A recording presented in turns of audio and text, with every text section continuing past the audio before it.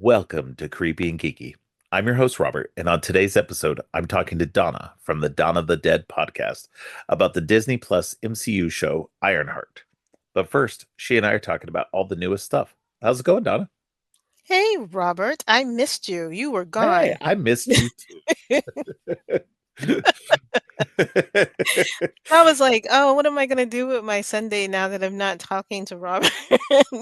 And I ended up divulging, diving into a bunch of comics. It was just like, okay, Yay. well, I guess since I don't have anybody to talk to, I'll just go ahead and read some comics. Hey, that's a great alternative. I do that all the time myself.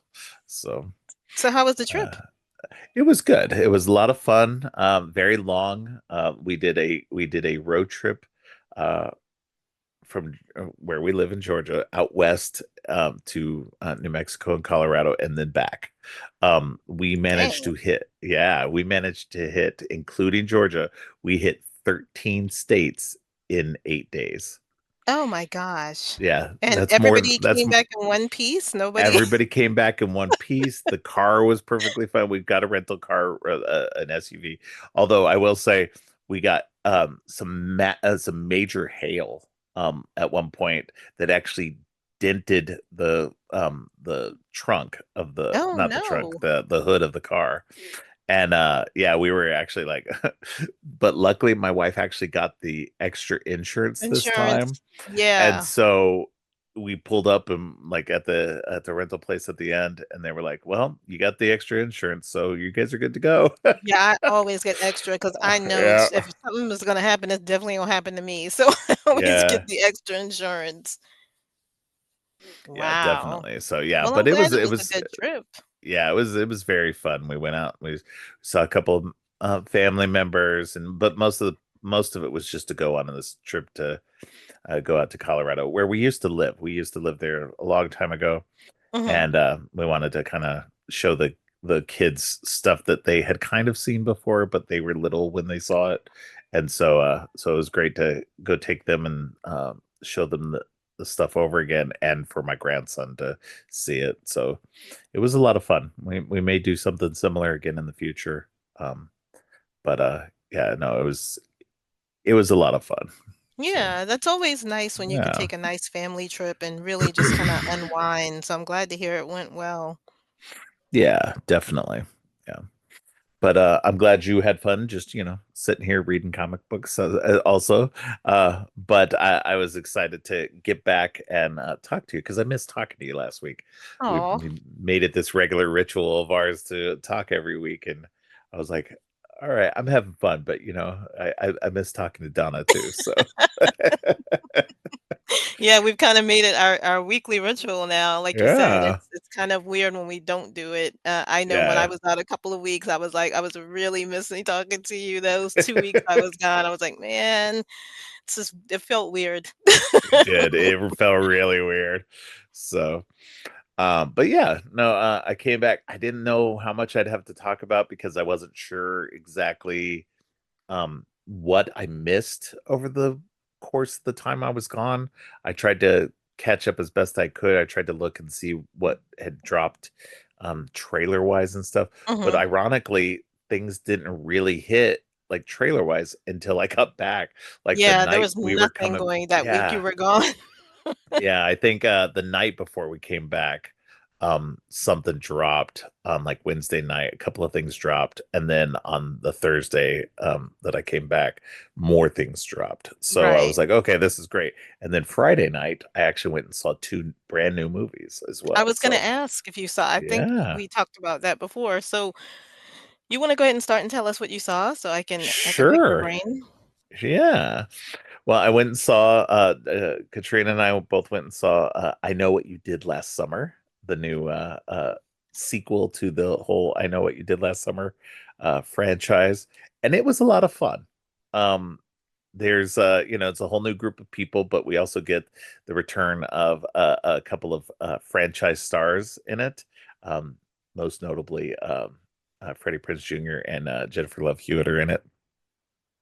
And it was great. It was fun seeing a whole new group of people dealing with something similar to what happened before, and seeing the legacy characters come back, and and it was good because I felt like it did a really good balance of not having the legacy characters be predominant but Mhm. not being mere cameos. And so because like having a cameo appearance sometimes is just like, okay, well then why did you even bring them in? And so and it wasn't like um with some of the other ones where like the person was like, okay, well I'm back now, so it's going to be a whole thing with this new cast and me the whole time, because I'm like, well, I get that, but at the same time I kind of want the new people to shine a little bit. Right. So there's a balance there that can be done, and I think they did a pretty good job with this one. Now I do wanna ask, is it supposed to be in the same? Because 'cause they're bringing the legacy characters back, is it in the same town? Like, the same Yes, it's in the okay. same town. They reference the 97 um murders several times, and it's a big plot point in the whole thing. So definitely, and there's a nice cool twist at the end, and definitely make sure to stay for the mid-credits scene. Oh, So wow. that's all I will say. I So know that they've been doing a lot of viral marketing. I don't know if you've seen it online, but they've had, like, someone dressed up in the fisherman's slicker going around in, like, different boardwalks and I beach did towns, and not. That's it was awesome. creepy as hell, and I was I like, "Oh my love god." that. I mean, I don't know if you wanna do it with people with their carry laws and people having guns and Yeah, stuff, but it yeah, was true. very cute to see that, just this fisherman hulking figure walking behind people on boardwalks. It was pretty interesting. Right.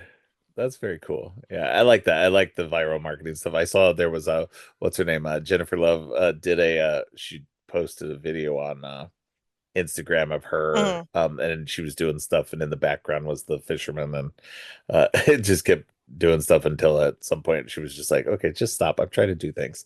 It was so funny. But yeah, no, it was a lot of fun.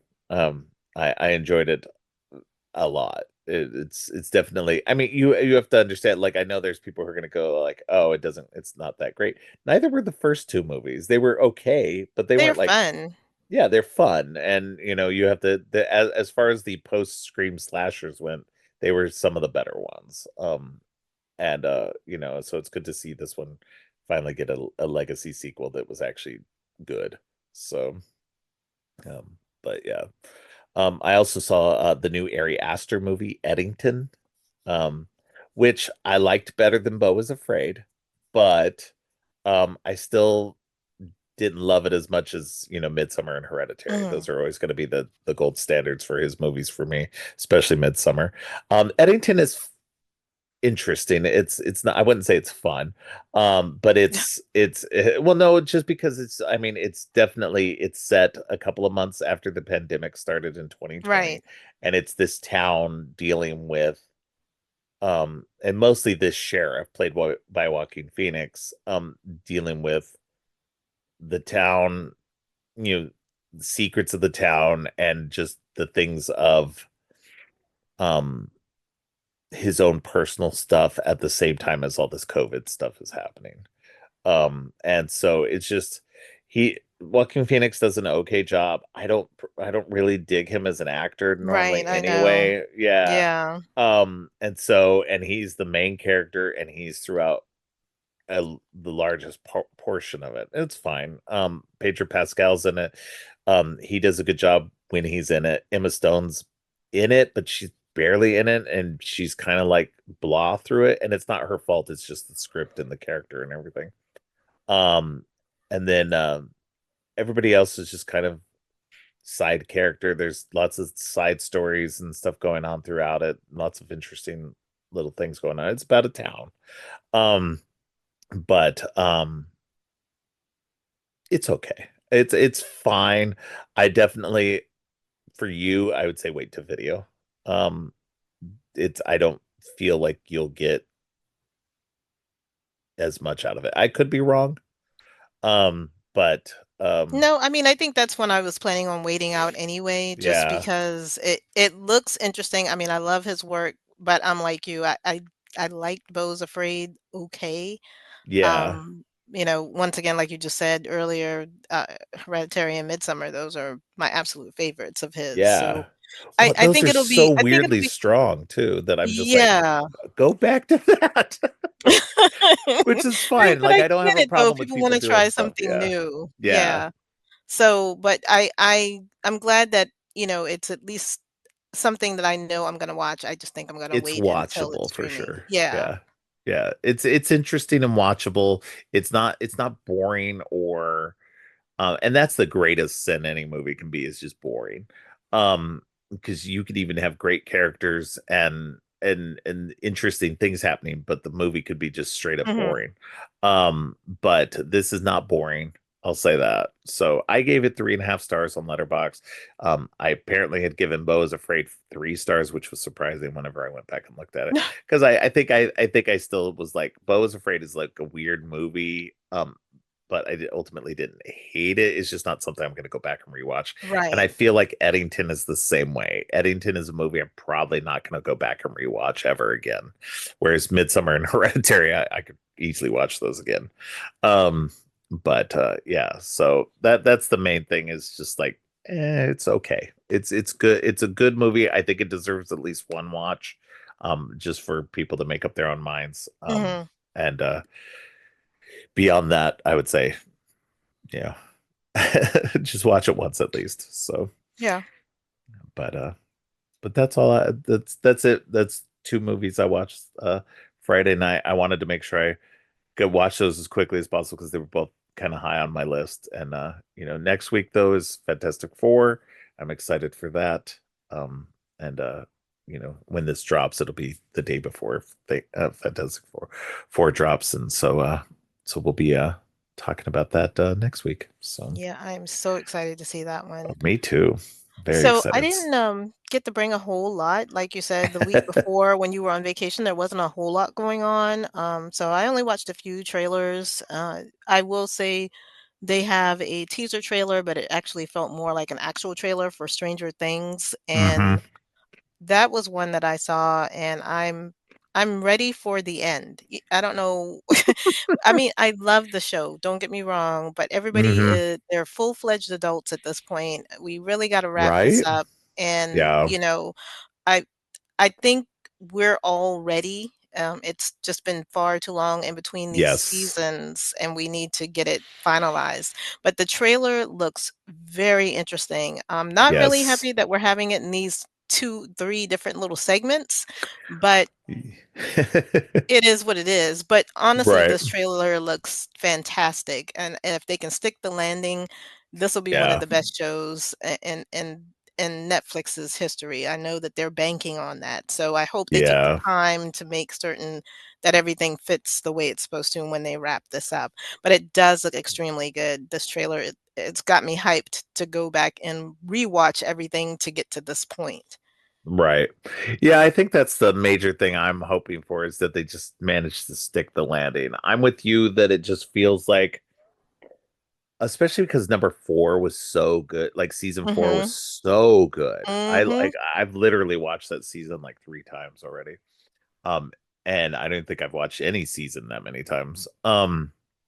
But of Stranger Things. And but season 4 was so strong, but now it's like, yeah, I agree with you. There are moments in this new trailer that I'm just like, all of these kids are adults now. There's a moment where Nancy looks like she's in her 30s. She Um, does. like I'm just like, okay, you gotta, you guys gotta rein this in quick. Get these guys out of here, so that they can all go do what other things. And I mean, that's part of the problem. On top of it, Stranger Things made a lot of these kids super famous, Exactly. and they've gone on to go do other stuff. David Harbour's like hugely famous now, um, and doing his own big budget stuff. And you've got all these schedules to wrangle. And I think part of what took so long was the writing process of it. They wanted to Mhm, make it as good as possible and really crack that story in a way that ends it in a good way. And I really hope they mhm. did. I really hope. I'm trusting that the Duffer brothers can bring it home, and that we get something very satisfying out of this. I mean, as we like to say, cautiously optimistic. I feel Yeah, like they absolutely. will. I feel like they started so strong. We had some Yes. lulls here and there, but I generally have enjoyed every season I've of been a this huge show. fan of the show. Yeah. So I've Yeah, been and like every time I it don't comes out, every time a new season comes out, I'm like hyped. So yeah, I'm I a don't little think less there's hyped this time, but I'm still hyped. and I don't think there's a moment that, every time the season comes that, we all are just like, "Oh my god, what's gonna happen in the next episode?" And you end up binging the whole thing because it's just so fantastical and everything about it is wonderful and makes you feel like you're in your own choose your adventure book when you watch Yes. these seasons. But yeah, stick the landing, and then be done with it, and then everybody can go Yes. on and do their respective I mean, because we God's sake, we got Johnny, we've got the actor that was just in this, now being in Fantastic Four. This is how long what is Yes. his name? Something Good Quinn, I lord. can't remember his Joseph Quinn. Thank Yeah. you. Joseph Quinn was, like, the best he was one of the best parts of season 4 for me, just because Right. if you've been a kid that was growing up in the '80s and you did something a little weird, people thought there was something wrong with you, and everybody can identify with that. But Yep. I'm just so glad that it's ending. It's just Yes. more Yeah. importantly, I'm just wanting it to be a great ending to a great show. Yes. Yeah. Um, Agreed. so yeah, the trailer is fantastic. If you guys have not seen it, please go and watch it because it does make you at least it made me very excited to see it. Plus, I love to see David Harbour with the beard. So, I mean, Yes. Yeah. what can I say? Yeah. Like the beard. Um, what was your next thing? Well, you know what? I forgot to mention something because we didn't get to talk about it last week, but I got to see it literally the night before I Mhm. left for my trip. I got to see the new Superman movie. Oh, I saw And that. so Yay. yes, yay. It is so fucking good. It Um, is so good. I am telling you, this is everything I have been wanting and more in a Superman forever. And James Gunn, it definitely there's moments where it feels kind of overstuffed with characters and things going on. Um, and you feel kind of like you want to kind of get to know the characters a little bit more. And I think that's the only negative I have for it is just that everybody's so good and I want to know more about every one of the characters. Um and this movie just is so there's very little downtime. Um there's things going on like always. And there's so many characters and everything else. And so it's just like, oh, I just want to know everything about everyone. And and I already kind of do because I'm a comic book reader. But this new world is different. So it's just like I want to know everything about everyone in this world.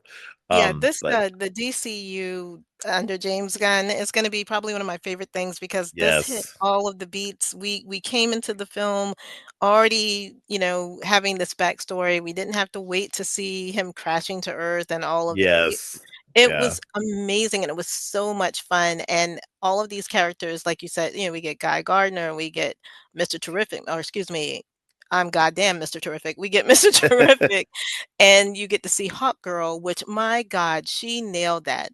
Isabel yes. Merced, Is Isabella Merced is so good. she Like, nailed that. It yeah, was amazing she how much was fun she she was was. the she was literally the best person in the second scene as in The Last of Us, and she's just I don't know she's gonna be I if she's not a major star I'm gonna be upset because she's just so Yeah. good. So Everybody in this did what they were supposed to do very well. I yes, mean, Nicholas Hoult was like the pettiest oh, Lex Luthor we so could good, ever get. yeah. And David You know, Cornsweet as Clark Kent and Superman, pitch fucking perfect, he like really was. He was so 2 separate good. people. He was so good at He was being two Clark. separate people, and then he was also just he's like the oh gosh and golly parts and everything Right. like that was so on note, man. It was just On like brand. it was so good. It was just like this is the Superman I have been waiting for. And I'm I so know it's glad a it's good here now. movie when I go and I feel like I'm 12 years old. I felt exactly like I felt when I saw the 1978 Superman. That was the Yes. 1978 Superman was my first superhero movie. So when I saw him and the way he was acting on screen, it was It just dead felt a ass lot like perfect. that. Yeah. It It felt was a lot just like so that much without perfect. being a direct like reference to it and everything. So it just, yeah, it felt so good. Yeah, I even bought the cool AMC cup that looks like Superman's chest with the cape and everything that came with the keychain, like a Superman keychain and everything. So I'm like, I'm like, and I don't even care about DC Comics normally, but Superman is one of those ones when it's done like this, it transcends, and it's just like it's so good. And So plus, it's I'm got very happy. everybody super excited now to see Supergirl, which I don't know if anybody remembers Yes. the old Supergirl movie, but that one Oh was a yeah. colossal bomb. But this one, it's it if it tracks like this film, it's going to be absolutely fun. Well, the I story cannot is wait. based on a very well regarded recent uh miniseries about her. So it's going to be interesting because she's out um in the universe on different planets and stuff Hmm. like that. So it's going to be a an interstellar adventure, and it's going to give us Lobo for the first time in live Yes, action, I can't wait. which is being played by a returning DCU actor, a DCEU actor, Jason Momoa. So in finally the role he was meant to play in the Exactly. DCU. So Aquaman was not quite fitting him, in my opinion. He did well with the role, but I think Lobo's going to be where he's at for it. This is going to be the defining role for him. So, but yeah, no, I had a great time with it. I just remembered I was like, oh my god, I got to add that back in because I forgot we hadn't had a chance to talk about it yet. But I'm glad you enjoyed it as well. Um, so I'm excited. So, all right, what was your next thing? The next thing I saw was the trailer for the Red Band trailer for Mortal Kombat 2, which, oh my Yes. gosh, I cannot wait to see this movie. Carl Urban, man, I am so hyped. I've loved Carl Urban forever since like the first Star Trek movie that he was in. I know that seems silly because I know he was in stuff before and after that, but like No, he's he was a so perfect Bones. he was perfect Bones. I mean, come on. But there's a series that he did on Fox called Almost Human. That I I remember that. loved That was him in. really Him and good. Michael Ealy. Oh Yep. my God, they were so good together. It was such a good show. J.J. Abrams. I will always be a big J.J. Abrams fan. Um, and we got to talk briefly about that at the end. Um, but yeah, no, I'm hyped. Go ahead and talk more about Oh it because no, it I was just interrupted you. no, you were perfectly fine. Because I figure you probably would have that on your list too. But Oh yeah. um, being able to see him in this role, they could not have casted somebody Oh, better. But it's so perfect. he's cheesy, he's sarcastic. It's like I don't know. I've never been a big fan of Mortal Kombat movies. When they came out with the most recent one, I guess during the pandemic or whatever, I was Yeah. like, okay, this is exactly what we needed. We needed this Yes. Mortal Kombat, and so everything that's going on in this trailer is great. He looks awesome. We get to see a lot of really great fatalities. Hmm.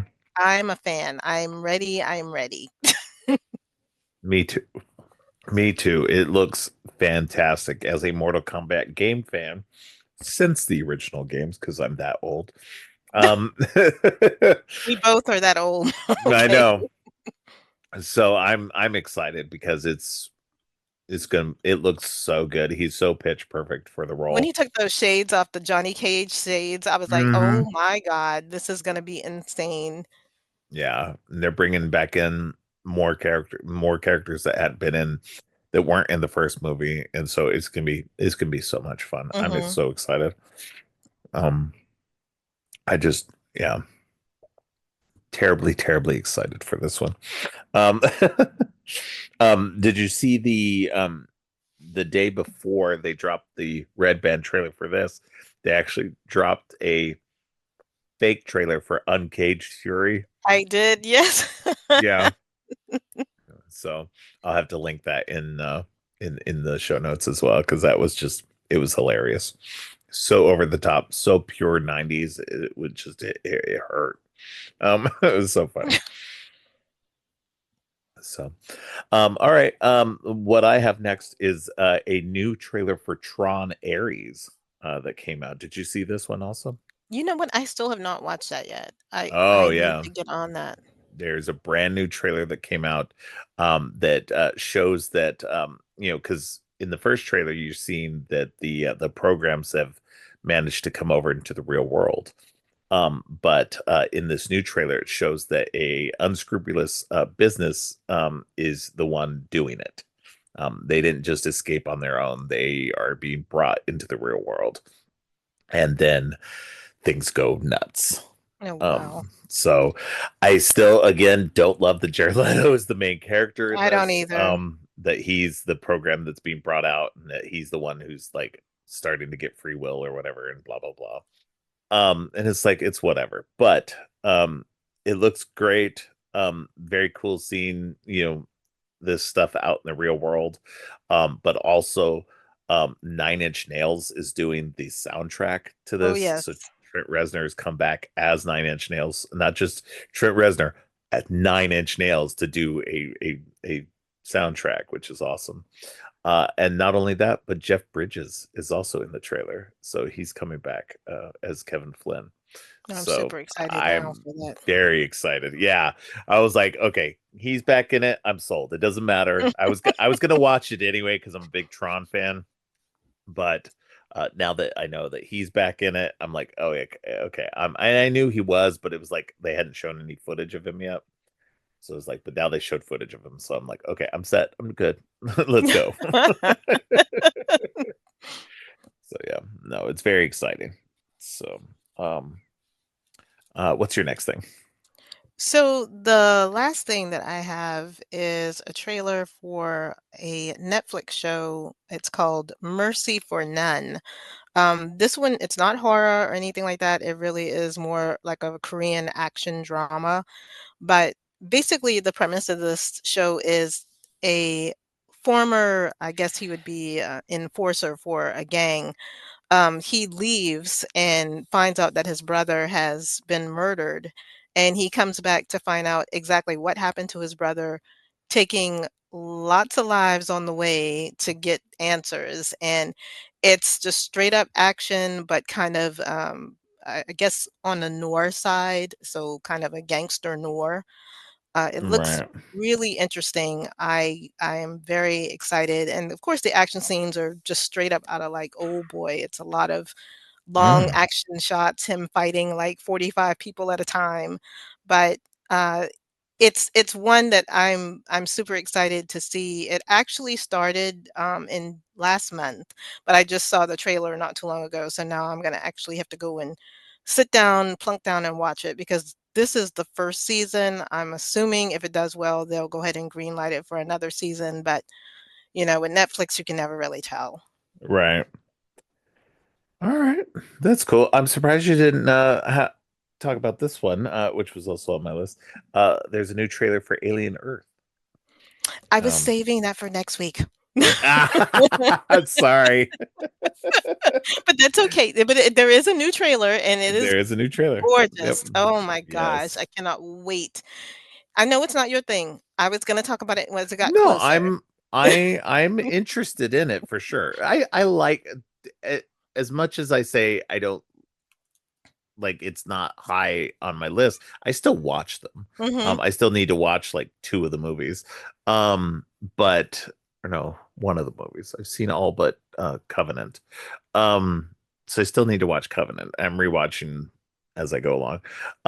But I've watched them pretty much everything else. I watched Romulus. I went first day Romulus came out. Everything. I do like the world and everything like that. So Mhm. I am excited for this to see what they're gonna do with it. So it very very much looks very interesting. And like Timothy Oliphant being a synthetic in this is like everything. Oh, So that already sold I'm me. I mean, that's yeah, all it that had to alone say. sells me as Timothy Oliphant being in it. So um and then what was I gonna say? But yeah, it looks good. I'm excited to see what it is. So But that was all I um had, really. okay. Let's see. Well, I have two more things. I have two Humble bundles that came out while I was gone, that I actually got while I was gone. I grabbed them. One is The Return of the Leading Ladies. It's an Image Comics bundle. The big highlights of that bundle is that it's got the first 10 volumes of Saga in it. That's a Oh, huge, wow. everybody should know that comic Yeah, I book if you love know anything Saga. about comics. Yeah, Saga's great. It's literally a saga. It's a like a family, like an alien family, like two warring factions. These two members of these two warring factions Fall in love and fall in have a love, baby. have a child, and it's the story of this child. Um, and her growing up. So it's got the first 10 volumes of that. And then there's another the 6 volumes of the comic book Paper Girls, which was turned into a 1 season Amazon show. But it's really good. The comic book is fantastic. It's got all 3 volumes of Bitch Planet, which is about in the future, women who are unruly are sent to a prison planet. And it's everything you think it's gonna be. So it's just like it's women standing up, and uh it's really good. I highly recommend it. It's a fun That series. sounds fantastic. I'm gonna have to check that Yeah. out. Yeah. And there's lots of other little things in here. Basically, what does it say? It says we've teamed up with Image Comics for this bundle, a powerhouse collection of femme-led stories. Um, and it's got 36 titles in it, but it's got even more than that because it's got like 10 volumes of Saga and the 6 volumes of Paper Girls, and it's got 6 volumes of Lady Mechanica also. So, and it's got some other things that have 2 or 3 volumes each in it as well. I haven't read through a lot of it, but I've read through some of it. There's the 4 volumes of the title called November from Matt Fraction, which is really good as well. It's just a lot of really good stuff in it. Uh, let's see what is said. This 30 plus title library doesn't pander. It celebrates the full spectrum of the femme experience without drowning it in pink. So it's definitely like everything, adventure, horror, just everything. Oh my goodness, I love that. Yeah, it's really cool. And then the other one that I got that just came out like the day we were coming back, the day before we came back, is it's a it's a collection of works by James Tynion IV. He's known for a lot of his uh, DC Comics work. He's done a lot of Batman related stuff, but he does a lot of independent stuff as well. Um, so and this one is the first that I've ever seen that Humble Bundle has done where it's from one person but it crosses different um publishers. Normally it'll do like they just did one of Rick Remender's work that was all of his Image work. But he's done independent work from at other places as well. Mhm. And so but this one crosses over from Dark Horse, Boom Studios, Distillery, Image Comics, and a couple of titles from DC Comics. Um, all but the DC Comics and the Distillery stuff. Everything else is DRM free. You can download it straight from Humble Bundle in PDF form. Hmm. Most of it's in PDF. Some of it's also in CBZ, which is a comic book reading format. But the 2 books from DC, The Nice House on the Lake, volumes 1 and 2, are going to be available through a separate app.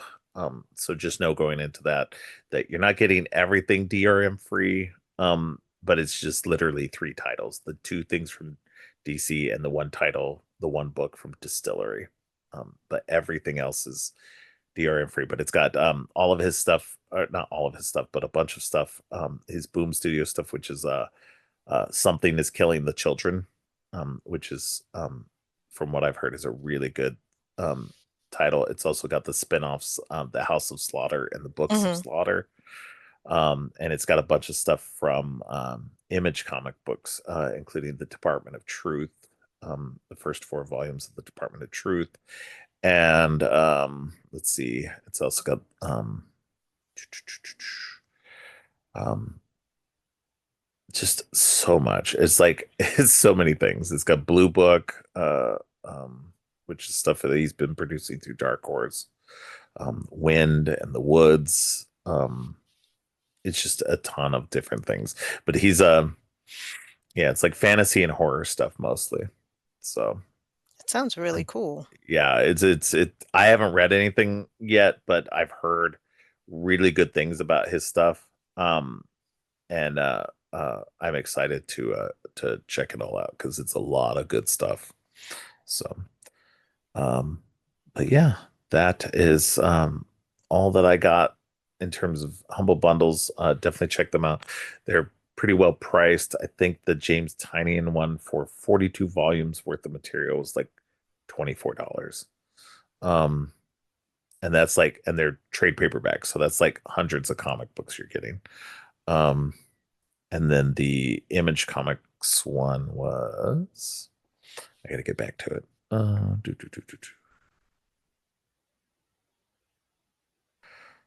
That one was $24 also for 36 items. So it's definitely worth it. If you're a big comic book person like myself and you like digital Yeah. comics. They also have a big Star Trek bundle, Star Trek comics bundle out right now. And the 20th anniversary of Dynamite comics, which is a 20th, it says it's a 20,000 page mega bundle encore. I've already bought that. I don't know if I talked about it before on the show, but that one's a huge bundle. That one's got a ton of Red Sonja stuff, a ton of Vampirella stuff. It's got the 3 Army of Darkness omnibuses in it. Um, it's got a ton of stuff that Dynamite puts out. There's a lot of side stuff. There's some Deja Thoris stuff in it from John Carter of Mars, the John Carter of Mars character.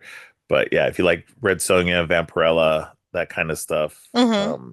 that's a really good bundle. Army of Darkness, there's a ton of stuff in there. So um, you would not go wrong getting that. And I think it's fairly inexpensive as well. Let me see. That one is $20 for 74 items. So Jeez, it's that's not definitely, bad at yeah, all. it's not bad. It's a very good bundle. I got it a while ago. And it's really good. And the Star Trek bundle is currently it's $24 for 93 items. So it's yeah, those are good. If you like Star Trek comics, if you like Star Trek, that one's a really cool bundle as well that I saw. So they've got some really good comic book bundles up right now. As of we're talking, they still have, you know, most of these still have at least a week left, if not 2 weeks left on some of these. So definitely check those out. I'll have the links to the main 2 up, and then you can find the others from there as well.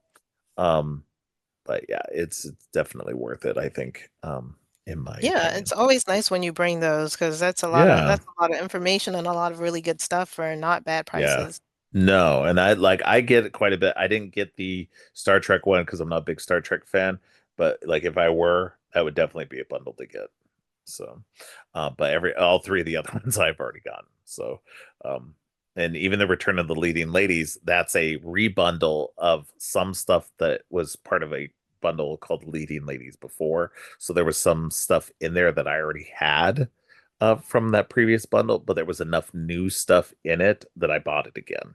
I didn't I accidentally bought the highest tier because you can buy it. When you buy it, you can get lower tiers where you only get a few things. I didn't realize that when I bought it at the highest level that a lot of the stuff, that everything in the highest bundle I already had. Um, and nothing in that high bundle was new to me.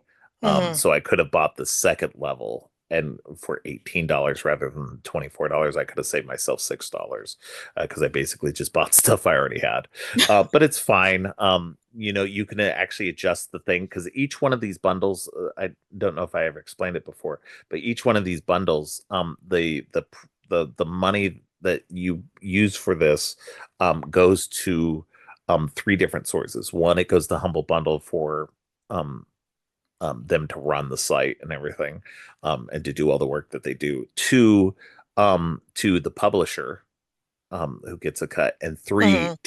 three to charity. Each one of these Humble Bundles usually always has a charity attached to it, and so you can actually go in and adjust it, how much each group gets, and I will tell you right now, the default one is that the charity ends up getting the lowest amount, and the publisher and Humble Bundle end up getting the largest amount. So I would definitely go in and make sure that you adjust that, and you can Mhm. adjust. There's like a little slider thing, and you can make it so that the charity gets the most, which is what I've been doing lately as well, and making sure that the charity gets almost all the money.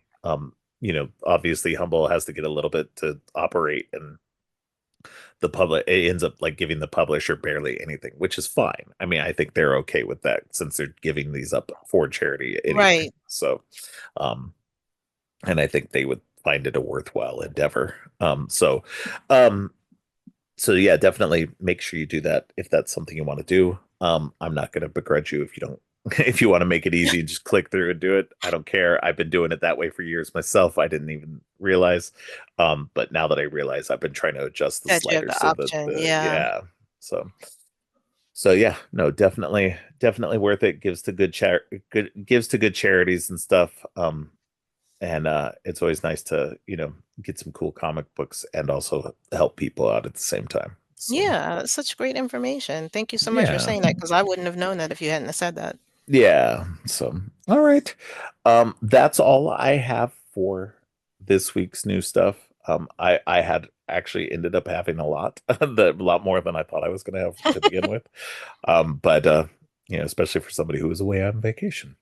Um, so but we can go ahead and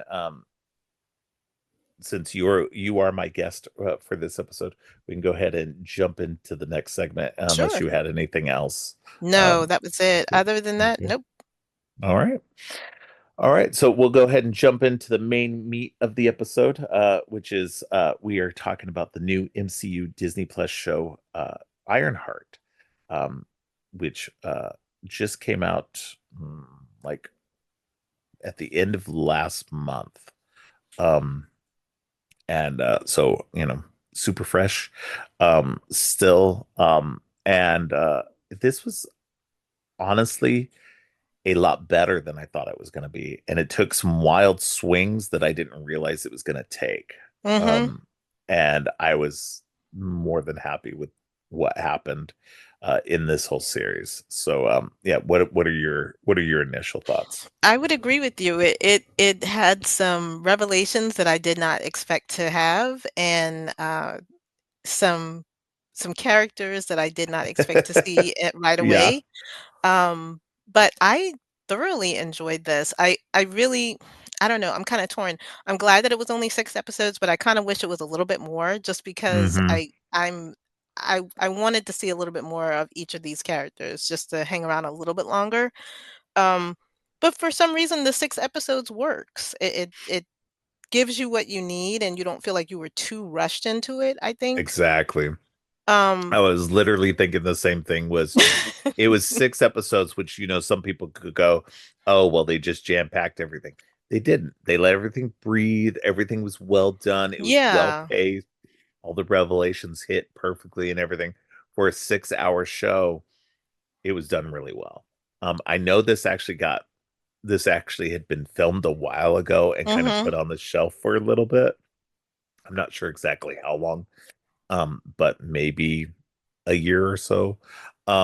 So it was good that they finally put it out. I know they kind of burned it off quick, but I actually liked it. I preferred that they Mhm. kind of dropped it in these 2 week segments like that. It made it kind of fun.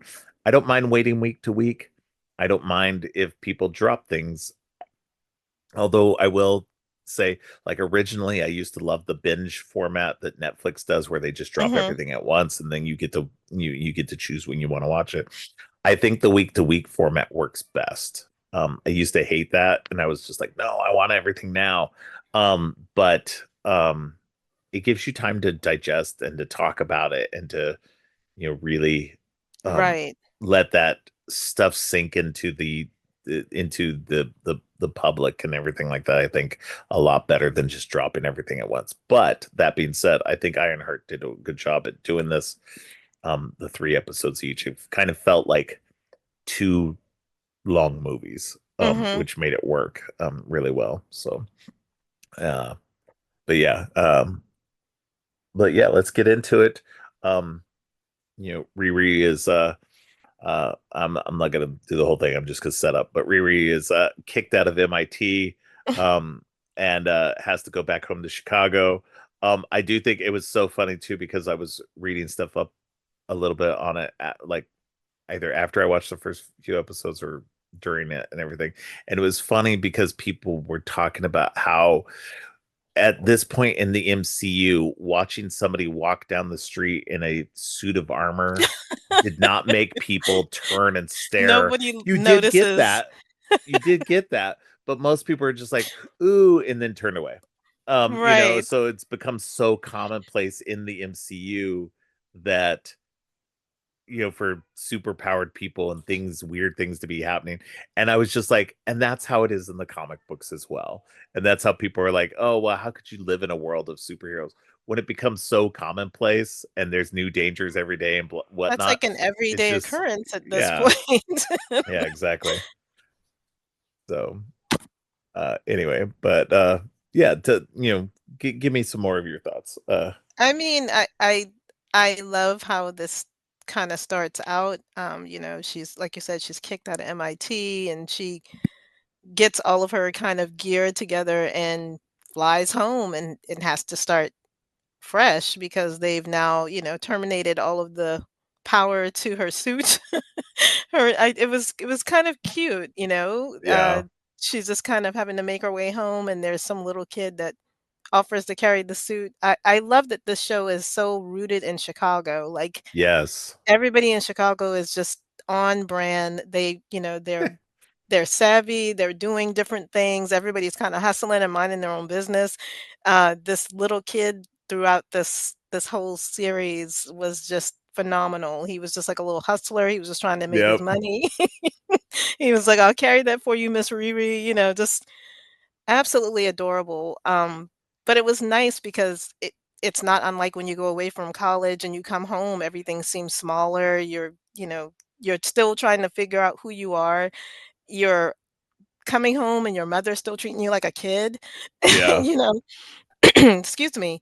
And it was nice. It was like she was humbled and she, had to basically go into her bedroom like she was a kid again and start from yep, scratch.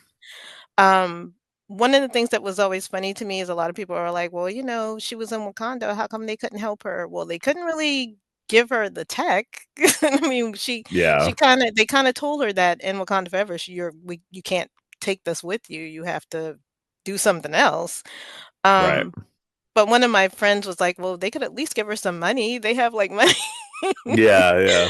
But I mean, every superhero has to make their own way. It would be very nice to give her money to let her build whatever she wants, but she has Well, to learn to make it herself.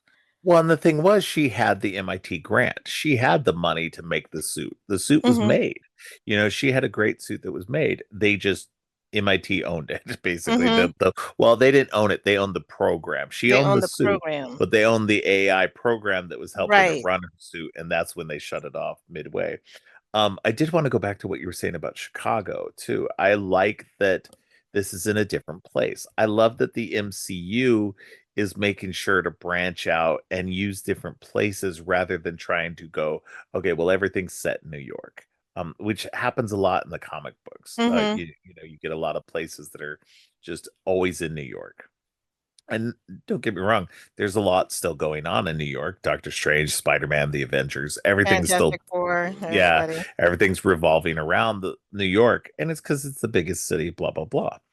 But I love that we're getting, in this we get Chicago. You get a different. It feels like a different Mhm, city, feels like a different flavor, and it plays an important role in it as well, while not being like it's a great backdrop, and I think that's what's nice about it is that it's not it's a character of its own, but mhm.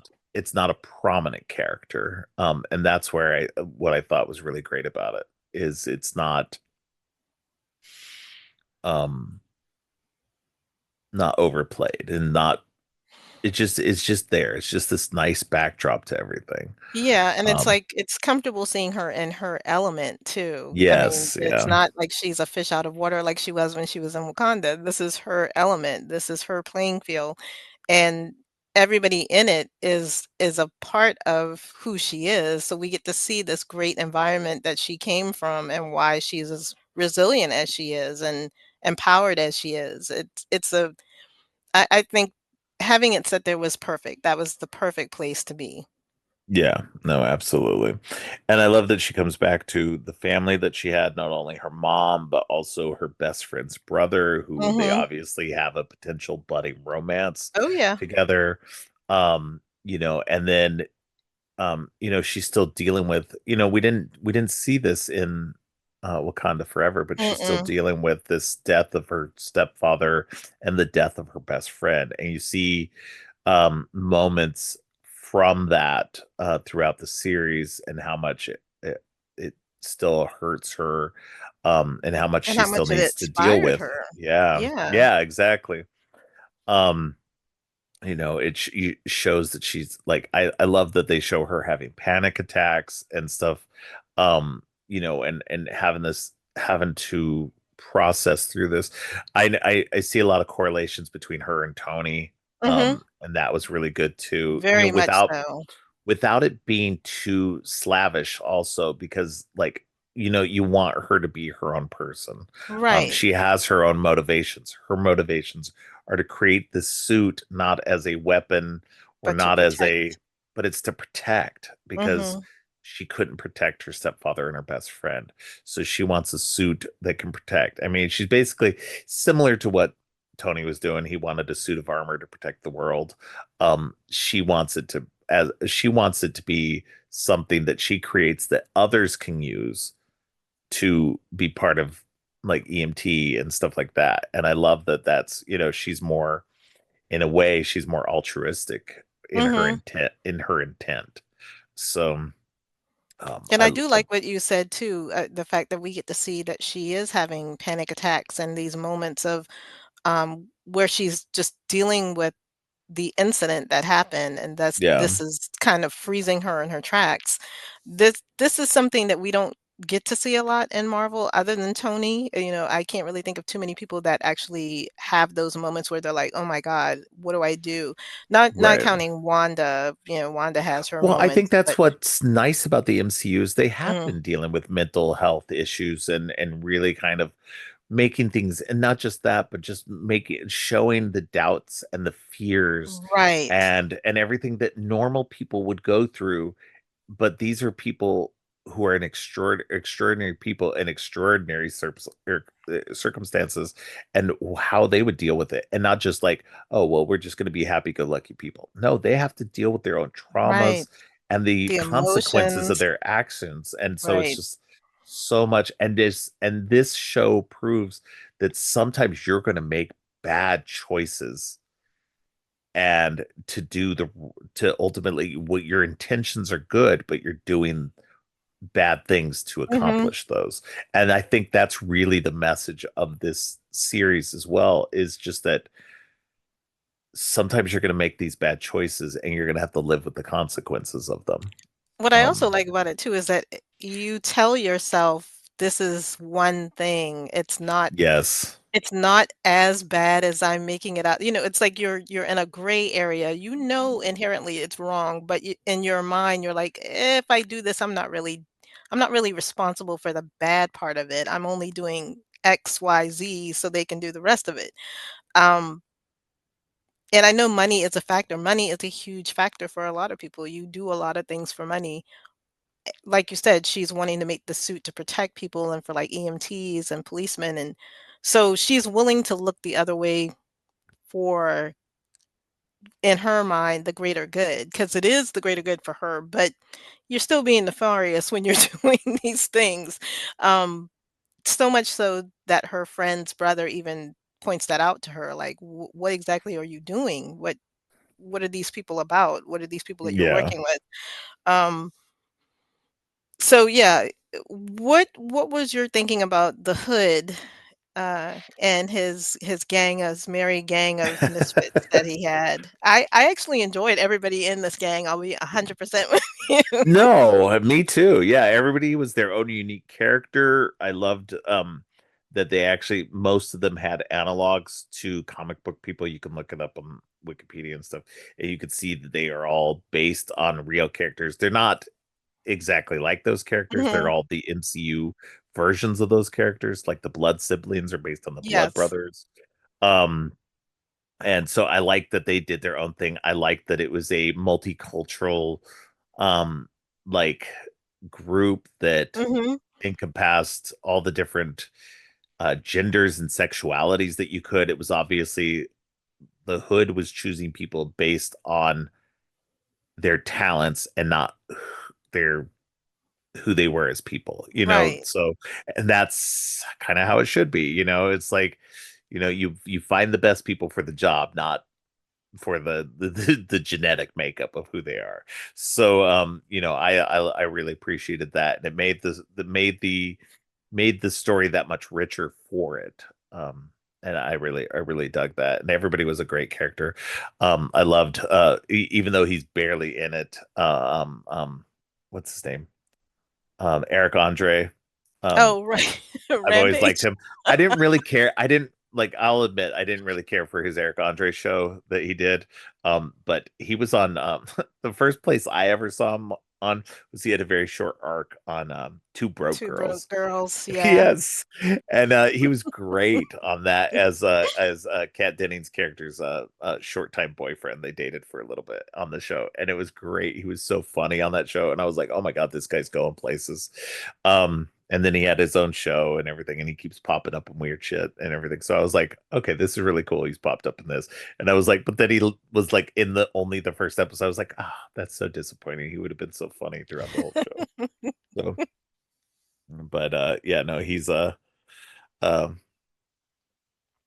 but yeah, no, just everybody was so good, and Anthony Ramos as Hood was really good. He brought a lot of uh like pathos to it. Just a lot of just you know his own reasonings for things. Mhm. Just everything is great, and you find out more about that towards the end of the series, and it's just like, okay, yeah, I can understand the character's motivations a lot better now. So I liked how just everything worked out with him and everything else. The Hood in the comic books is slightly different. Not much different than this. The source of the cape was the same. I think no. I think in the let's see. Um, because the that's something that happened in the let's see in the comics. I'm sorry. No, you're fine. Um, I knew I should have had this ready. Um, because the cape in the comics, I think was actually given to him by Dormammu. Um, yes. So yeah. So the cape was given to him by Dormammu, which is what Which they bring up in they the, bring up in the show. yeah. Um, but his actual the revelation that his cape comes from somebody else was huge, very huge. A long time character that has been suspected for a long time to be in the MCU, but had not been revealed previously, and had and was interesting that it would be in this show of all places. So which was interesting. Um, but we'll get into that more in a little bit. Um, but yeah, no, I really dug what they were doing with everybody. Um, I really liked that we got uh when Riri was creating her AI to help pilot her new Mhm. armor, that she was going to just use her own brain scans and just create a AI based on herself. She ends up falling asleep, and when she wakes up, her AI is based on her best friend Natalie, who was killed, which causes problems because she is just exactly the way she remembers Natalie, Mhm. just basically pulled from her brain. And this Down causes to her her, jokes and yeah, down to down to her, everything. helping her calm down when she was having her panic Yeah, attack and, different things, and really kind of giving her that feeling that she missed her friend for so long, but also kind of putting her in conflict because she really doesn't want to see Natalie every day as her AI. It's kind of hard to, when you're still grieving somebody, to see them and know that it's not them. yeah, yeah, exactly. And I mean, that's what causes one of her early panic attacks in this, is just seeing her and seeing her interacting and everything and not being able to kind of stop her. This AI has a mind of her own. She's like, wants her to run a diagnostic. And she's like, wait, let's talk, And so it's really great that she's got this person. And I think it really actually, as much as it like hurt her at first, it really ends up helping her in the long run, having her friend back and helping her along this. And at one point, like the AI is stuck in the computer, but she manages to jump around to different computers on the home Mhm. network and interacts with Riri's mom. And they have a great conversation, and that helps, I think, Riri help process that even more. Um and it's just, yeah, it's just, I don't know, it's an interesting aspect of it that I think was really cool, that we actually got something like that, rather than kind of the disembodied voice of Stark's stuff. Right. And there were a lot of people who thought, because in the comic books at one point Tony does die, but Uploads his consciousness he into had it. yeah, he had an AI created that was helping Riri in her armor when she took over for him. So a lot of people thought Robert Downey Jr. was going to come back to do the same thing in this series.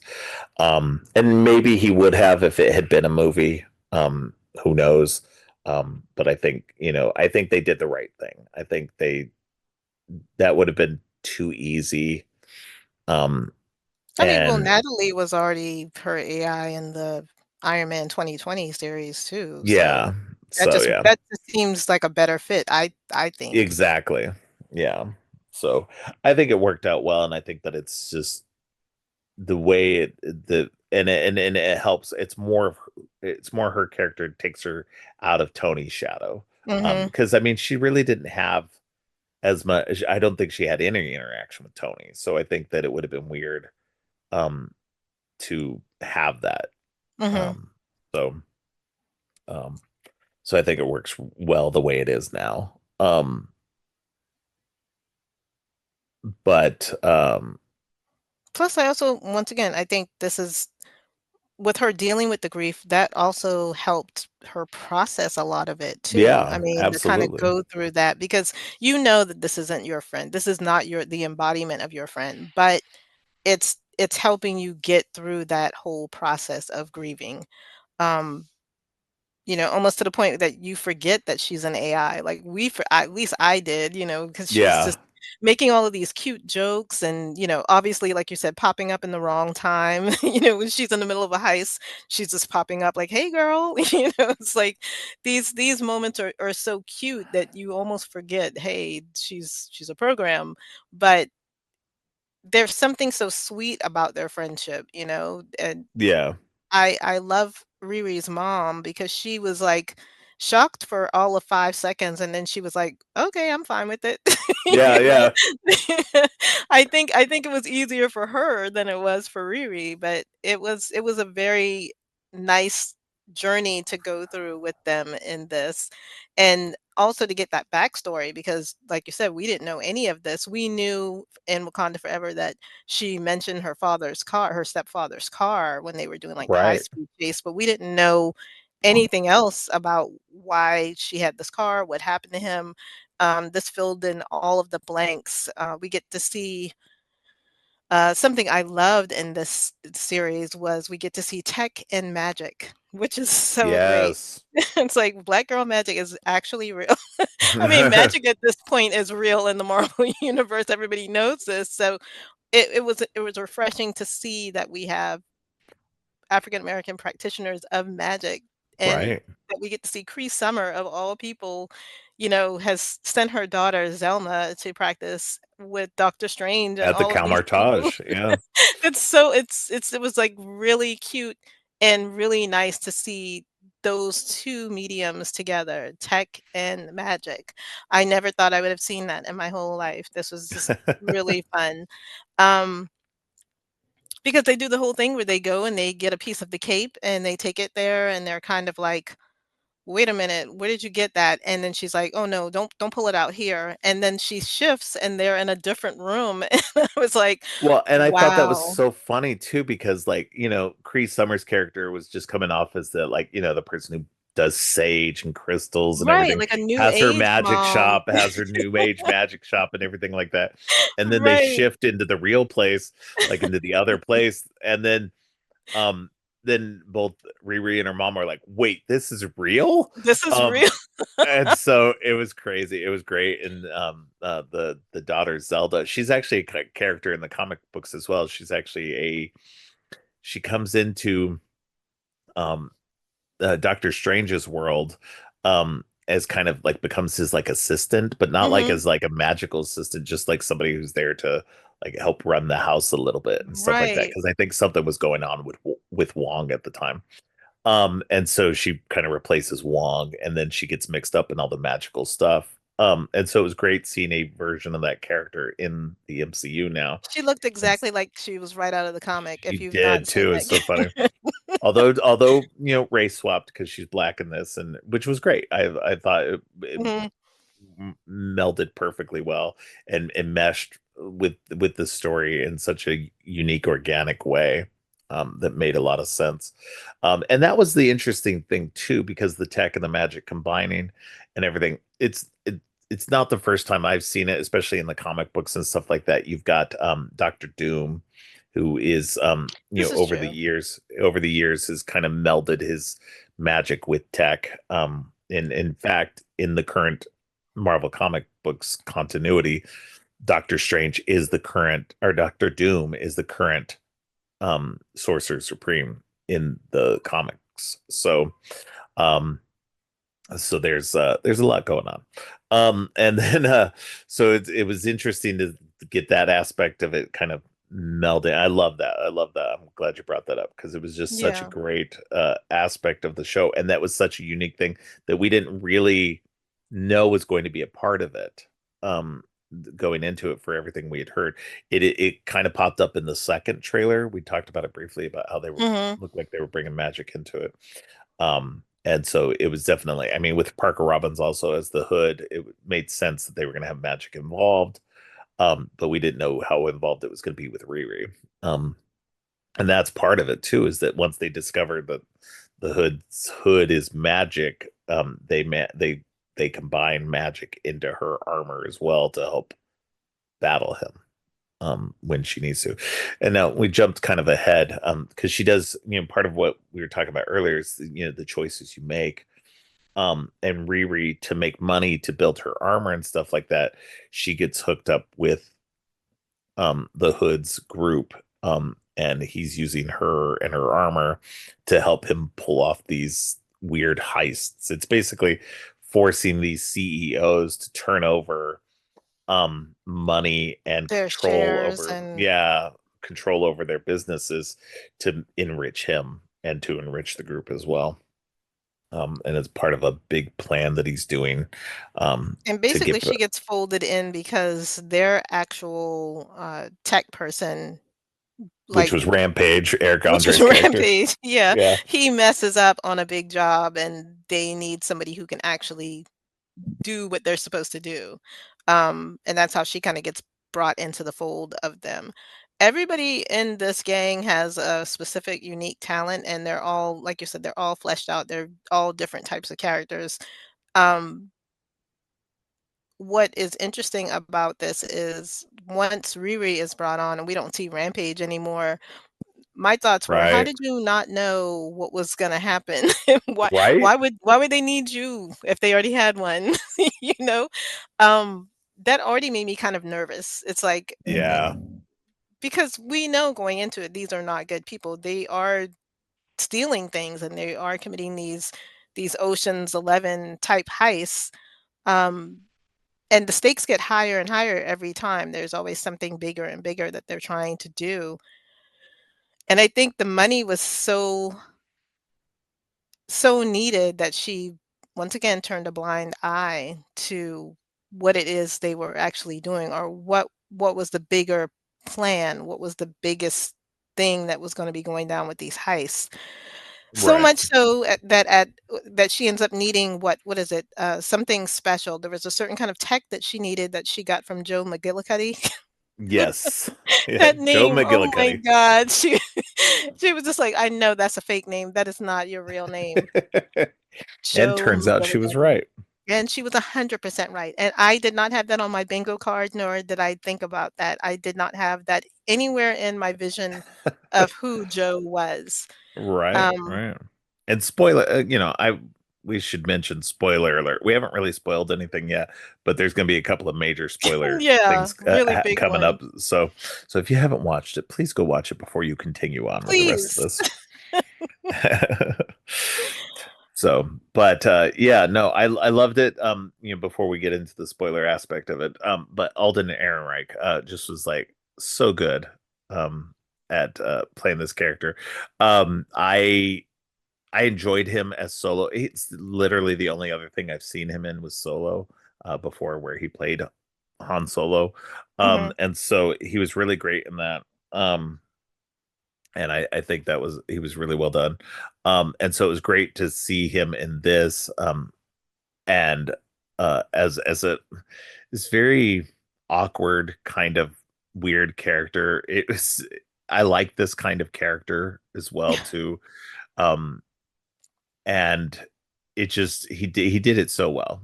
He's just this really nerdy kind of put upon kind of guy who's just trying to do his thing, but literally at the same time is an arms dealer. So like a tech On the arms black dealer. market. Yeah, on the black market.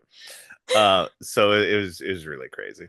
But he did so good at it. And then when you find out who he really is, then you understand a lot more about his character and everything because, again, spoilers going on from this point. That he turns out to be Zeke Stain, the son of Obadiah Stane. Um, and it's literally got Obadiah's ashes in a baggie in the kitchen. Oh, it was ridiculous. I was like, wow, that was just so weird and funny to me. Yeah, I did not see that coming, and I feel like we should have, because it was a show that dealt with tech stuff and, her Yes. needing this. There had to be more to it, to him living in the suburbs and just being this little kinda nerdy guy. Um, he was great. He was extremely funny, extremely sweet, Yes. in a No, in he a was a weird very way. weirdly sweet guy. Yeah, he was, Yeah. and that's what kind of was frustrating too, like actually watching it because she ended up corrupting him, like pulling him into a thing he didn't want to Mhm. be a part of. The very And thing that he then was trying to stay away from. yes, because he knew himself that if he got pulled into this, then it would corrupt him, and then it did, and he didn't want that to happen, and it felt so tragic. And again, a consequence of her actions. She kept doing things, and I don't think she was coming from a place of No. like you could see she wasn't coming from a place of badness or anything, but she kept doing things that kept not only pulling him into it or other people into it, but it kept just getting worse and worse for her. I think I felt the worst for him because he had this technology and he told her, "Don't let this come back to me. Please don't let this come Yes. back to me." And then when it did, I was just like, "Okay, well, now he's gonna be evil. You've already pushed him to that. Why wouldn't he be? Now that everybody knows who he is, even though he's been living this quiet life in the suburbs away from all of this, what choice does he have at this point?" Yeah. No, absolutely. Yeah, it's just yeah, it's that part was definitely very frustrating to see somebody who was trying so hard to, you know, he He knew didn't want to to be an part of ex that legacy. yeah, yeah. And but at the same time he knew that there was a certain point, a certain part of him that knew, I think also that at some point it might happen just because of what he was doing also on Mhm. top of that. But yeah, getting pulled into her orbit just made things accelerate, I think, in a And I way that really he didn't want enjoy to the happen. dynamic between the 2 of them too, though. I mean, Yeah, because, she is being very forthright. He's being kind of like skittish about wanting to do any of this stuff when he takes her to, I guess, the little silo that he has all of this tech. right. And she's just like, "Oh my God, you have all of this." He's like, "Yeah, I do. What am I going to do with it?" you know, Yeah. like, how am I going to do anything with this without getting caught? Yeah. Um, And in a even way too, I felt like there was a little bit of it that he was keeping it safe out of harm's way. Like that's kind of right how before it felt anybody like. could take it to do something bad with it, Yes. Yeah, safeguarding exactly. it as it were. And, um, one thing that I really enjoyed too was them driving to this little hidden silo and singing the Alanis Morissette. Isn't Yes. that ironic? Probably one of my favorite scenes on the show ever because, he's just like, I wouldn't have paid you for an Alanis fan." Yeah. That always cracks me up. It's just like, who doesn't know this song? Everybody knows this Right. song. Even if you don't like this type of music, you know this song. Right. Um, and they had a nice little connecting moment, and they have that. They did. I felt like they would have really been really good friends Yeah. without this coming back to bite him and him feeling like in a way that he had been betrayed. And it was Um unintentional, but, right. she was sloppy. I mean, it was a She was sloppy. very sloppy. Yeah. And I think that's ultimately like where it comes down to it is just that, her personal issues with all of this and getting sucked into the Hood's stuff Mhm. is really where it happened. It's like if she had been able to resist the Hood's temptations, then none of this would have happened. But because of that, it just accelerated everything. And I think Um, too, Clown, the pyro that of the group, I think yeah. she kind of instigated a lot of it too because she was like, she came out there with the Yes. hood on, and then Riri kind of looked at it and was like trying to figure out what this material was from, and then that's when she wanted to get a little snippet, and all these little breadcrumbs. She should have just did what they asked and get the money and get out, but she was already in it at that point. There was no getting out of it clearly. um, I don't know. I know when you want something so bad, you kinda put your blinders on, but Yes. I felt so bad for him, really, because like you said, he had all of this tech and he's keeping it out of nefarious people's hands. He's helping somebody who initially started out blackmailing him for the help, but, Yeah. he knows that she can possibly do good with this, and it backfires on him in the worst way. We also get to see that the hood is also in a similar situation. They have these sins of the father, so to speak, like you said, Yes. spoiler. So all of these things that he's doing, all of these heists are to get back at his father who abandoned who him or like kicked him out. straight up knocked him out on the street because the kid was being a kid and he didn't want to deal with him anymore. And it's like, well, you're not being a good parent then if you can't do what's necessary to keep your child not only safe but to keep him at home. Like that just was like, wow, okay, you're just a terrible father, Yeah, so terrible parent. literally you So caused this person to turn to the dark arts because he couldn't get what he wanted from you, so he went elsewhere. And this this whole sins of the father thing, I mean, we've seen it with Stark. We've seen it throughout Marvel, period. I mean, there's always some secret past that comes back to bite you in the ass. And this one, this poor kid, this cloak is siphoning the life out of him. I mean, his body is covered in all of these marks, and his cousin is just like, "Okay, you gotta stop doing this." I felt like his cousin was trying to be somewhat of a good force, but not really. Like when we see the yeah, flashbacks, his cousin is the I one mean the Hood instigating. himself, yeah, you got sucked into his cousin's orbit and stuff like that. And it wasn't necessarily his own fault or anything.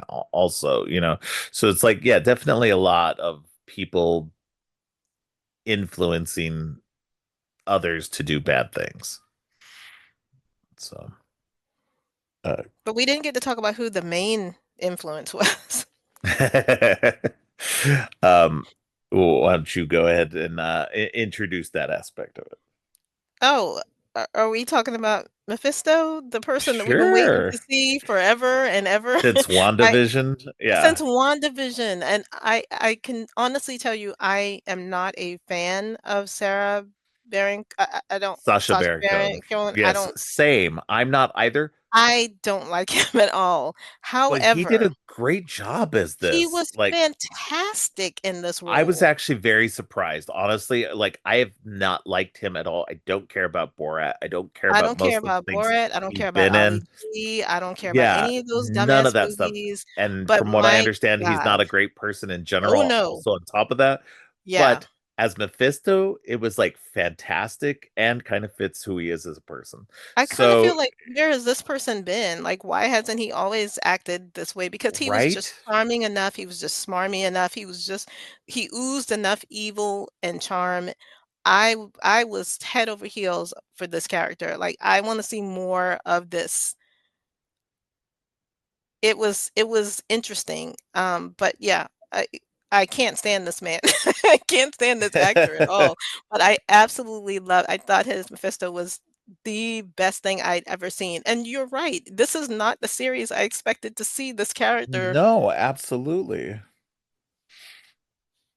Yeah, Agatha no, all along, maybe, yeah. yeah. WandaVision, definitely, Well, that was but where we all expected it to be, is in mhm, one of those two, and then it didn't happen. And then you're like, okay, well, is it ever going to happen? And then it happens in this, and you kind of go, that's weird. But also at the same time, it makes a lot of it sense, because why fits. would he be dealing with all the magic people who actually have power and stuff like that when he could be tempting regular people?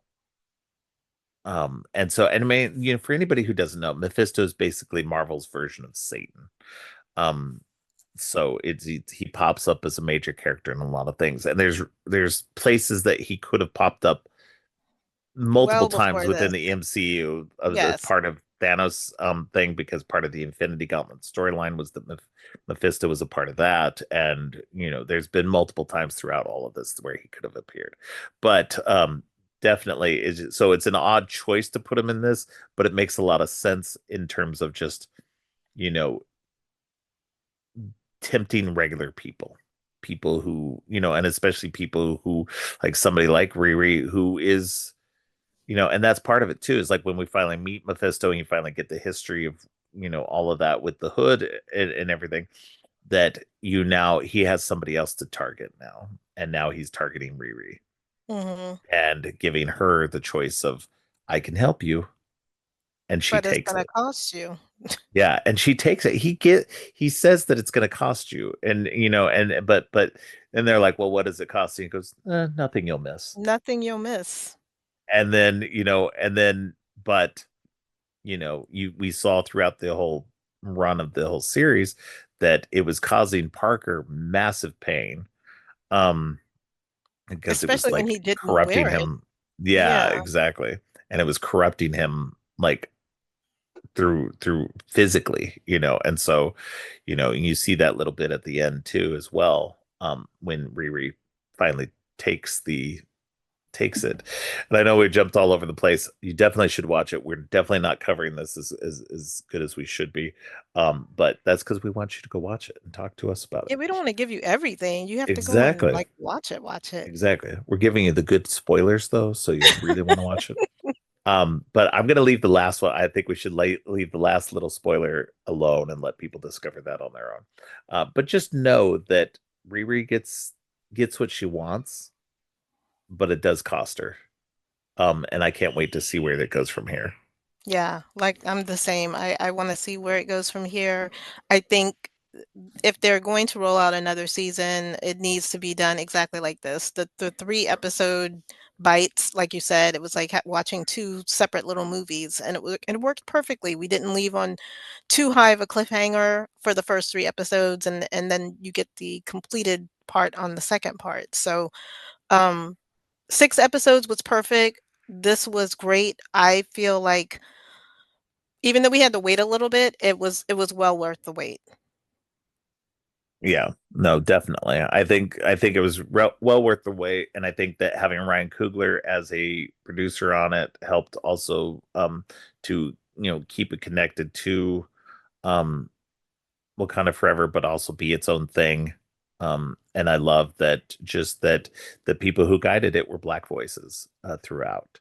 That it wasn't a white people doing a black show and everything like that. And don't get me wrong, I mean, Riri was created by a white man, who created it for his adopted black daughter. Mhm. And it's the same thing with Miles Morales and Riri Williams. They were both created by the same person, Brian Michael Bendis, who's a great writer. And I think that he did good with the characters and the material. Having a multicultural family as he has, helps that, for sure. But I think that handing it over to, Black creators, for the show as well, really was key, because there's just something about, um, the Black experience that I, as a white person, am just not going to have. And I think that that translates so much better, when it's coming from that kind of creator. It definitely Um, feels more authentic, I can tell you Way more that. authentic. Yeah. Yeah. Right, yeah.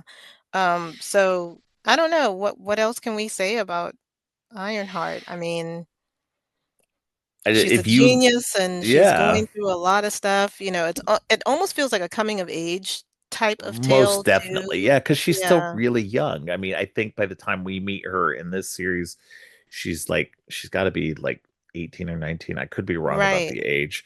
But it follows not too long after Wakanda Forever.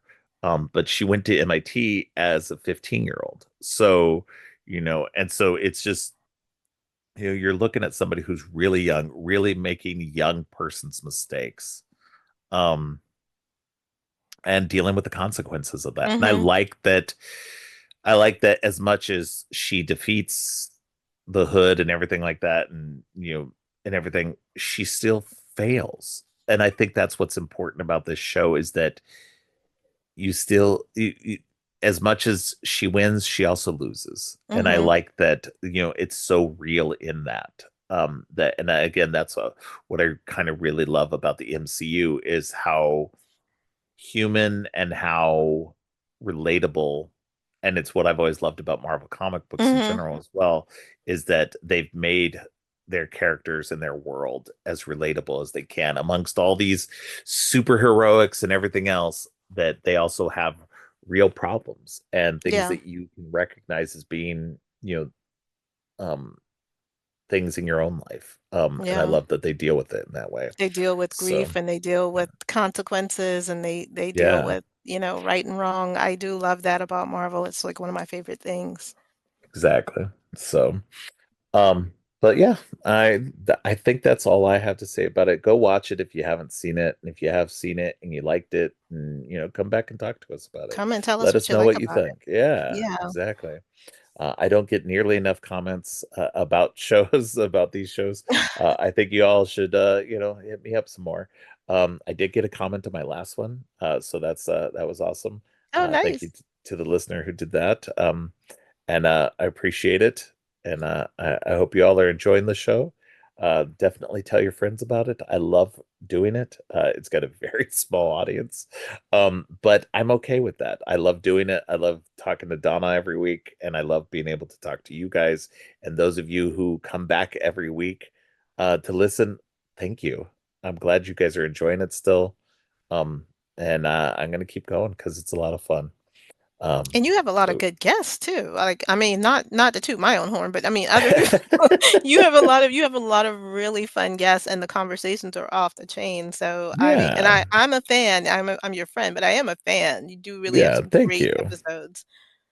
I appreciate that. I do. I know I've got a lot of the same guests because I like talking to the same people about stuff. I do like branching out here and there and getting new guests that can keep coming back and stuff. But I like having the same ones on Mhm. all the time as well because I think that when you get a rapport with people, I think you got to stick with it because I think it makes it a lot more fun. Don't get me wrong, you can have really great conversations. I've gotten really great new friends by branching out and talking to brand new people and everything. Right. But you know, and I'll keep doing that for sure because I don't want to get too stagnant, but I love being able to talk to you and Violet and Cat Velour and Onika. Onika was one of the brand new people who came on, and so it's just all everybody who's been on my show. I love having them on and talking to them. And we'll continue to do that because it's been a lot of fun. But yeah, if you do listen to the show, make sure to comment. Make sure to go over to iTunes and to Spotify and leave me a rating. I would really appreciate that. It definitely helps the channel, the podcast grow, get some more people listening, hopefully. I'm doing pretty good over on YouTube, which is weird. Not always. Some do better than others. But it is also on YouTube. It's not video yet. I'm planning on doing some potential video things later. I just got to sit down and figure it out. Because I'm just not as used to doing it that way. But there's an audience there that might want to see more. So who knows? We'll get there. But in the meantime, I hope everybody is enjoying the show. And Donna, why don't you let people know where they can find you online to talk to you and to follow Yeah, your pretty podcast? much. Yeah, pretty much I'm everywhere. Instagram, Blue Sky. I'm never on Discord, but I am on Discord. And then anywhere you listen to podcasts, I have my own Donna Tha Dead, Donna underscore THA underscore dead. So I don't have guests like Robert. Robert does well. He's amazing with guests, but I usually talk by myself about whatever movie or show that's in my head. So come and give me a listen, and also let me know what you think about my wacky world. But Instagram is where I am most of the time, so that's where you can find me. Yeah, definitely give her a follow if you're not already.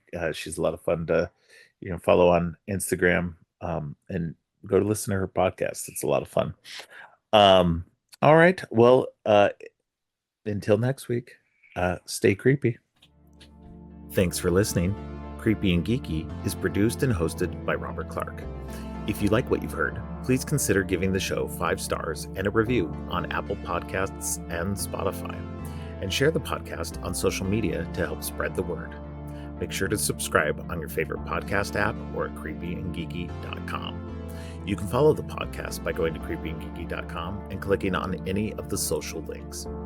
If you'd like to follow me, you can find my links at geekthulu.com. You can support the podcast by ordering teas and more on TeePublic or by donating to the coffee page. All of the links are in the show notes. Finally, don't forget, stay creepy.